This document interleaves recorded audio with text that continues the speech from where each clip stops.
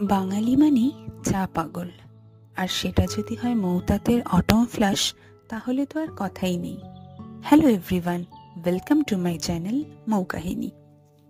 মৌতাতের সঙ্গে আমার আলাপ খুবই অল্প দিনের, কিন্তু এখন আফসোস হচ্ছে যে কেন আমি আরো আগে মৌতাতের সম্পর্কে জানতে পারিনি।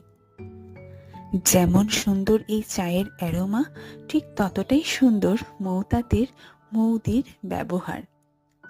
যদিও সময়টা বসন্তকাল, কখনো বা ফ্যান ফুল স্পিডে, কখনো বা দুধ আগে, তা সত্ত্বেও সকাল হোক বা সন্ধেবেলা কোকিলের ডাক শুনতে শুনতে এই অটম ফ্ল্যাশের কাপে একটা চুমুক, আলাদাই এক স্বস্তি।